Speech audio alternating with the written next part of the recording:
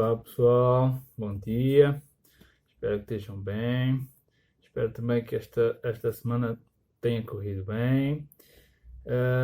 Vamos lá então, mais um fim de semana, mais um domingo, mais uma lição para vocês. E antes de começar eu vou orar, tá bom? Para a gente começar aqui a nossa lição. Pai querido e Pai amado, obrigado Senhor Deus por tudo que nos tens dado. Obrigado pelo teu amor, obrigado pelo teu carinho, tua proteção, Pai. Obrigado, Senhor, porque tens estendido as tuas mãos poderosas, Senhor, e nos tens guardado. Abençoa também esta hora, Senhor. Possamos ter, Senhor, um bom momento debruçado, Senhor, na tua palavra, Pai. Possa servir para nos edificar, Senhor, falar ao nosso coração, Senhor. Muito obrigado, Senhor, pela vida de cada um que está a ouvir, Senhor, esta palavra e esta lição, Senhor. Abençoa-nos e continua, Senhor, a nos guardar em tudo. Pai, eu te peço e agradeço no nome do teu Filho amado, Jesus Cristo. Amém. Bom, então vamos lá começar. Hoje o assunto que nós temos a tratar é sobre o Jó, tá bom? E eu queria aqui, para começar, vamos ler aqui o capítulo 1. São bastantes versículos, mas é importante para a gente perceber aqui. Eu penso que vocês conhecem a história, mas aqui vamos começar Jó, capítulo 1, a partir do versículo 1. Na verdade vamos ler o capítulo todo, mas no início diz assim: Havia um homem na terra de Uz, cujo nome era Jó, homem íntegro e reto, temente a Deus e que se desviava do mal. Nasceram-lhe 7 filhos e 3 filhas. Possuía 7.000 ovelhas, 3.000 camelos, 500 juntas de bois e 500 jumentas. Era também muito numeroso o pessoal ao seu serviço, de maneira que este homem era o maior de todos os do Oriente.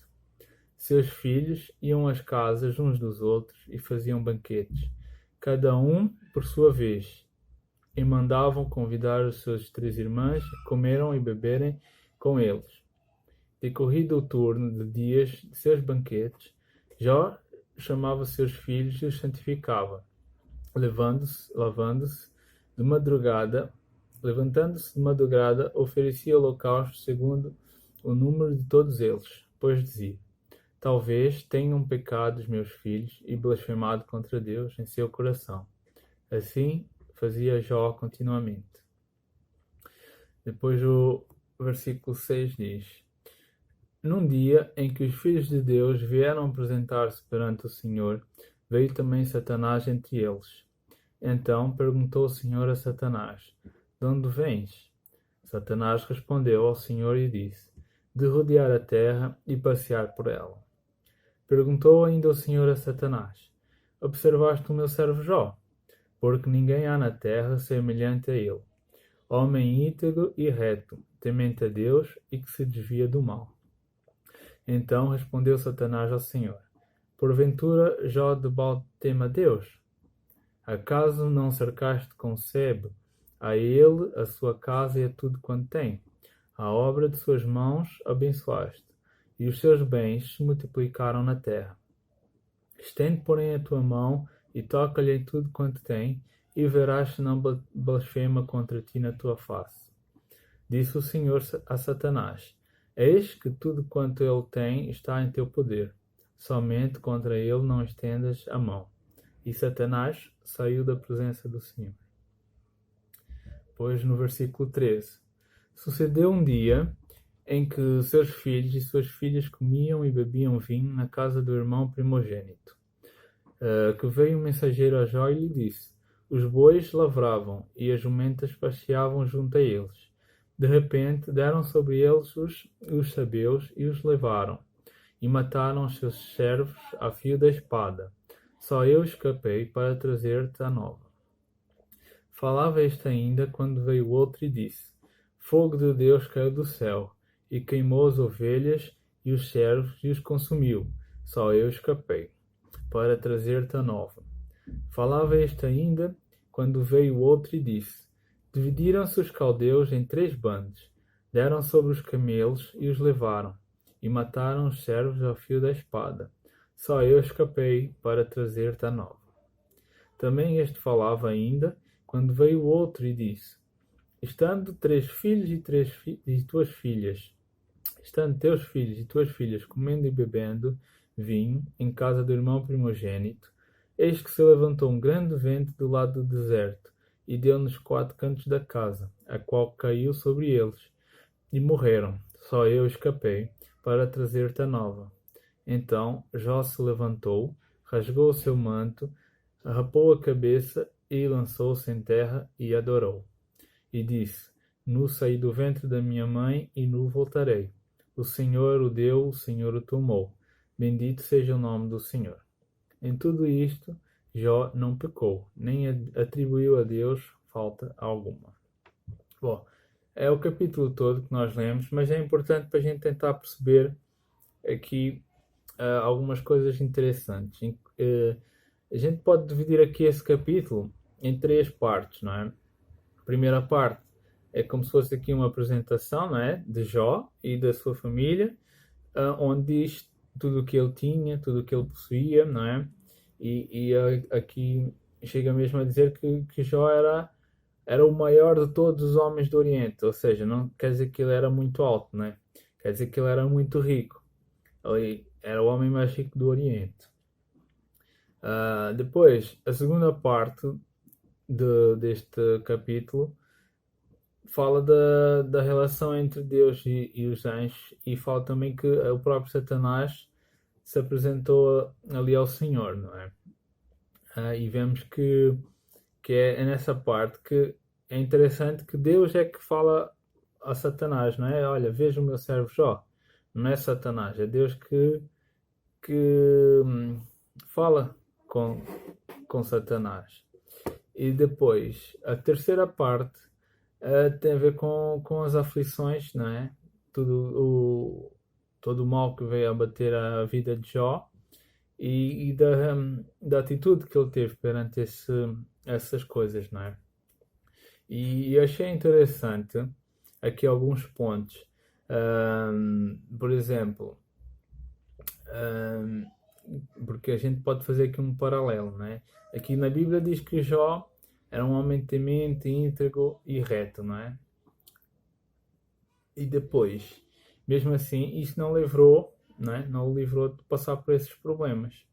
Só que a Bíblia também diz que o nosso adversário todos os dias está-nos a acusar perante Deus, não é? Porque nós sabemos, nós não somos perfeitos, não é? E nós não somos... e por vezes a gente falha, não é? E Satanás não perde a oportunidade. E está sempre a jogar isso tipo, contra nós, não é? Na presença de Deus. Ele está sempre a nos acusar. Só que naquele caso, Jó não tinha culpa nenhuma, não é? E nós às vezes temos culpa. Só que qual é que é a diferença, não é? De hoje? A gente pode pensar que se calhar não temos... não merecemos, não é? Tudo aquilo que Deus nos tem dado. Mas a diferença é que para os nossos tempos nós temos um advogado, não é? Nós temos Cristo. E às vezes a acusação que é feita contra nós até pode ser verdade, não é? Mas a diferença é que, por exemplo, nós temos um advogado e esse advogado é Cristo. E ele está lá à destra de Deus. E às vezes, por exemplo, nós nos enganamos ou erramos, não é? Pecamos. E se nós reconhecermos o nosso erro, pedimos perdão pelos nossos pecados, o que é que acontece? Jesus está ali e diz: Olha, Pai, aquele meu irmãozinho, não é? Nesse caso, por exemplo, meu irmãozinho Alex pecou, mas sobre ele está o meu sangue, não é? Foi por ele que eu morri também. Então, quando Deus olha para mim, de certa forma, ele vê-me coberto por aquele sangue, não é? Que perdoa os pecados. E isso é que me faz poder estar na presença de Deus, não é? Poder estar com Deus. Então, é um paralelo interessante, porque Satanás, da mesma forma que ele, de certa forma, disse a Deus: Olha, Jó só só é íntegro, só te adora porque abençoaste a vida dele, não é? Porque se ele perder tudo, de certeza que ele te vai amaldiçoar, não é? E a gente vê o que é que aconteceu, não é? Primeiro, ele começou a perder os bens todos, diz que ele perdeu as ovelhas, perdeu os camelos, perdeu os bois e, e por fim perdeu os filhos, não é? Perdeu tudo o que tinha, na verdade. E o que é mais curioso aqui nesta situação é a atitude, não é? É a atitude que Jó tem no filme, a gente vê, não é? Que ele, ao invés de amaldiçoar a Deus, ele, ele teve uma atitude de adoração, não é? E às vezes é muito difícil perceber. Jó é uma daquelas personagens que tem uma história muito interessante e às vezes é difícil perceber as atitudes que ele tem, porque se calhar a gente não consegue perceber assim, por exemplo, nem dá para imaginar o tipo de aflição que ele deve ter passado, não é? Porque ele perdeu os seus 10 filhos ao mesmo tempo, quer dizer, deve ser uma coisa muito, muito dolorosa, não é? A gente não tem nem noção do que pode ser, não é? Imagina, perdes todos os teus bens e todos os teus filhos, não é? É uma coisa assim muito complicada. Mas ele, ao final, foi e adorou a Deus, não é? A gente pode ler aqui, né, que ele rasgou as vestes que tinha, rapou a cabeça, não é? E prostrou-se a adorar. É muito, muito complicado a gente tentar perceber, mas é interessante porque aqui a gente vê que Jó tinha uma vida dedicada, era temente a Deus, mas só depois desse processo todo, é que ele declarou mais para frente, não é? Se a gente ler o livro todo de Jó, é que ele diz que mais para frente, depois de passar esses problemas todos, é que ele realmente reconhece que não conhecia a Deus, só depois é que ele veio a conhecer a Deus, não é? E isso é interessante porque, de certa forma, e isso acontece com muitas pessoas, quando tudo vai bem, parece que a gente esquece um pouco de Deus.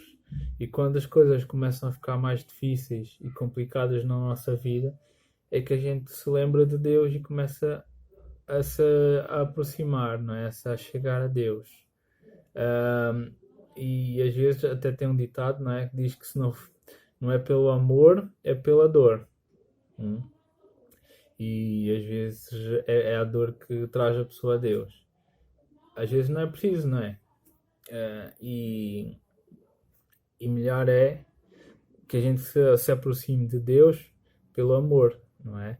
Não por aquilo que Ele nos dá ou nos deu, mas por aquilo que Ele é. E é assim, é reconfortante, né? A gente poder amar a Deus assim, não por interesse, mas por aquilo que Ele é. E ter que chegar a Deus pela dor deve ser muito mais difícil, né? Por isso, a gente se calhar tem que aproveitar esta altura, não é? Enquanto a gente ainda pode, porque eu acredito que cada vez está mais próximo à altura em que Jesus vem buscar a sua igreja, e vocês devem conhecer a história, né? Aquela história, por exemplo, em Apocalipse, a história do arrebatamento, a história da tribulação. Bom, e esse contexto todo, eh, para quê? Para dizer que é tempo de a gente se aproximar de Deus pelo amor, está bem? Por aquilo que Ele fez nas nossas vidas, por Jesus Cristo. E como é que a gente se aproxima de Deus, não é? A gente tem que se relacionar com Ele. Temos que cada vez mais meditar na Sua palavra, estar em oração, reconhecer as nossas falhas, não é? Porque às vezes a gente quer seguir a Deus, quer estar mais próximos de Deus, mas não nos achamos assim dignos ou não nos achamos puros e achamos que não merecemos. Mas a gente sabe que isso é uma mentira de Satanás. porque Deus nos ama e Ele quer estar perto de nós, quer estar junto a nós, tá bem? Então, a gente tem que fazer como Jó fez. Às vezes é preciso se humilhar, não é? Não precisa rasgar a roupa literalmente, mas essa ação de rasgar as vestes é como a gente estar ali, olha, quebrantados, não é? Com o coração quebrantado e prostrados perante ao Senhor, reconhecendo as nossas falhas, mas também dizendo, olha, Senhor, eu preciso de ajuda e quero estar perto de Ti, não é? Que a gente não precise passar por tantos problemas para nos aproximarmos de Deus, não é? Que seja por amor e não pela dor. E é isso, pessoal. Espero que tenha servido de bênção para vocês. Deus vos abençoe nessa semana e tentem cada vez mais, não é, estar mais perto de Deus, tá bom? Beijinhos, abraços e até para a semana. Tchau.